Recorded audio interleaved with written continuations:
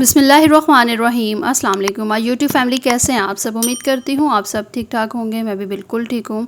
आज आपके साथ मटन वाइट कढ़ाई की रेसिपी शेयर कर रही हूँ, जो कि बिल्कुल एक मुनफरिद स्टाइल में बनाऊँगी, जो कि आप रेस्टोरेंट पे अगर खाएँ तो आपको शायद ऐसा टेस्ट ना मिले जो आप घर पे बना सकते हैं, क्योंकि इसमें बहुत बेसिक से मसाले ऐड किए जाते हैं। बहुत कम मसाले वाली ये रेसिपी है, तो यही वजह है कि बच्चे बड़े सभी शौक़ से खाते हैं। सभी की ये फेवरेट रेसिपी है। तो चलें बनाना स्टार्ट करते हैं। यहाँ पे मटन लिया है मैंने, तकरीबन 1 kg के बराबर है इसकी मेजरमेंट। अच्छा सा इसे वॉश कर लिया। नॉर्मल साइज़ में इसकी बोटी है। ज़रूरी नहीं कि आप इसमें हड्डी ज़्यादा ऐड करें या फिर चर्बी, बस नॉर्मल जो भी रूटीन के मुताबिक आप अगर मीट लेते हैं तो लेके बस अच्छा सा वॉश कर लें।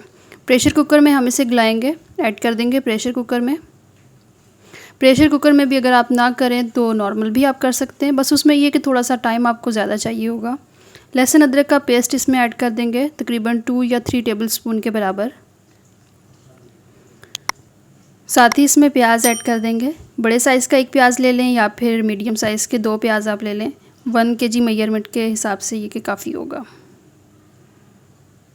बस आप इसे रफली सा चॉप कर लें और ऐड कर दें।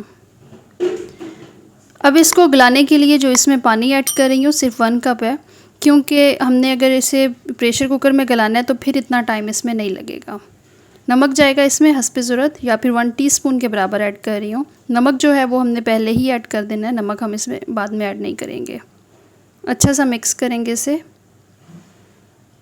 और इसे हम चूल्हे पे रख देंगे। जब इसमें से स्टीम आना शुरू हो जाएगी, जब आप देखें कि इसका जो कुकिंग वाला प्रोसेस है थोड़ा सा शुरू हो गया है, तो आपने इसके ऊपर ढक्कन दे देना है और इसके ऊपर विसल लगा देनी है। विसल लगाने के बाद टाइम आप नोट कर लें, पूरे 15 मिनट आपने इसको देने हैं गलने के लिए, बिल्कुल मीडियम टू लो फ्लेम पे। 15 मिनट के बाद चेक करेंगे। मीट अच्छे से यहाँ पे माशाल्लाह से कुक हो गया। पानी इसमें थोड़ा बहुत है, आपको चेक करवा देती हूँ यहाँ पे मीट गल गया है या नहीं। ये देखें बहुत ही सॉफ्ट हो गई है यहाँ पे बोटी। अब जो बाकी की कुकिंग है वो हम कढ़ाई में करेंगे। प्रेशर कुकर में से ऐड कर देंगे कढ़ाई में, बिल्कुल मीडियम टू लो फ्लेम पे इसकी जो बाकी की कुकिंग है वो करेंगे। कढ़ाई में ऐड करने के बाद सबसे पहले हम इसमें ऐड कर देंगे ऑयल, तकरीबन 1 कप के बराबर ले रही हूँ। अभी यहाँ पे हमने इसको भुनाई करना है और इसमें जो भी हमने चीज़ें ऐड करनी है वो प्रोसेस है, कोई इसमें गलने वाला प्रोसेस नहीं है। तो ऑयल आपने ऐड कर देना है ताकि इसकी मज़ीद अच्छे से कुकिंग होती जाए और जो ऑयल है उसका भी कच्चापन दूर हो जाए। मिक्स करते जाएंगे साथ साथ। यहाँ पे ग्रीन चिली ऐड कर रही हूँ, हरी मिर्चें हैं, इसको भी मैंने क्रश कर लिया है। 2 यहाँ पे हरी मिर्चें ली हैं। अच्छा, मसालों की जो क्वांटिटी है वो थोड़ी सी आप अपने हिसाब से भी रख सकते हैं कि आप तीखा खाना चाहें या फिर नहीं, लेकिन जो मेजरमेंट 1 kg के हिसाब से मैं बता रही हूँ वो बेस्ट है, एक नॉर्मल जो मतलब मसाले खाए जाते हैं उस हिसाब से। इसमें कोई आपने ज़ीरा पाउडर, कोई आपने और ऐसा मसाला नहीं ऐड करना, बस जो मसाले मैं बताऊंगी वही ऐड कीजिएगा, एक परफेक्ट और एक ऑथेंटिक रेसिपी के लिए। मलाई इसमें ऐड कर दूंगी, 4 टेबलस्पून के बराबर है। इसे भी आप ऐड कर दें अच्छा सा मिक्स करके। कोई भी क्रीम आप ले लें, भले होममेड हो या ऑल पर हो। बड़ी इसकी थिक सी ग्रेवी होगी, बहुत ही मज़े का इसका टेस्ट होगा। अच्छा सा मिक्स कर लेंगे और इसमें आपने पानी कोई और एक्स्ट्रा ऐड नहीं करना, ठीक है। इसमें दही ऐड कर देंगे, तकरीबन 1 कप के बराबर।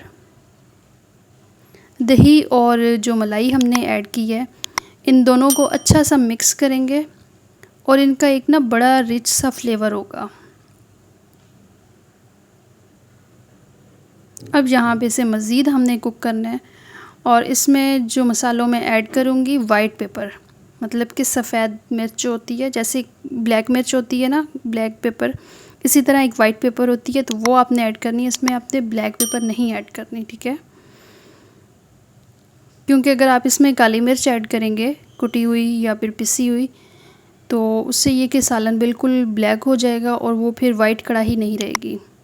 और मज़ीद हमने इसे अगर स्पाइसी बनाना है तो उसके लिए फिर ये कि इसमें रेड ये वाली चिली ऐड कर लूँगी। इससे देखने में भी रंगत इसकी बहुत अच्छी होगी और इसका जो टेस्ट है वो भी बहुत मज़े का हो जाएगा। मज़ीद इसे यहाँ पे कुक करते जाएंगे जब तक कि ऑयल इसमें से सेपरेट नहीं हो जाता, ग्रेवी इसकी थोड़ी सी थिक नहीं हो जाती, इसे हमने कुक करना है। तकरीबन 5 से 10 मिनट हमने इसे बिल्कुल हल्की सी फ्लेम पे कुक किया है। पानी इसमें से जितना भी था दही का वो खुश्क हो गया। अच्छा, आप जब भी इसमें दही ऐड किया करें सालन में तो कोशिश किया करें जब इसका पानी खुश्क हो जाए फिर, क्योंकि जब पानी खुश्क ना हो सालन में से आप दही ऐड कर देंगे तो वो फट जाता है, फिर उसमें फिटकरियाँ सी बन जाएंगी। तो इसलिए कोशिश किया करें, इन छोटे छोटे स्टेप्स का बहुत ज़्यादा ख्याल रखा करें। लास्ट पे जब इसमें ग्रेवी थोड़ी सी थिक हो गई है तो इस पर कसूरी मेथी ऐड करेंगे। इससे टेस्ट भी बहुत अच्छा आएगा और थोड़ी सी जो लुक है वो भी चेंज हो जाएगी। और माशाल्लाह से यहाँ पे वाइट कढ़ाई बिल्कुल रेडी है और देखने में बहुत ही ज़बरदस्त, बहुत ही इसका जो कलर है वो अच्छा लग रहा है। ये देखें, मज़ीद आपने थोड़ा सा इसको बस थिक होने देना है ताकि ऑयल इसमें से थोड़ा सा सेपरेट हो जाए और ग्रेवी थिक हो जाए।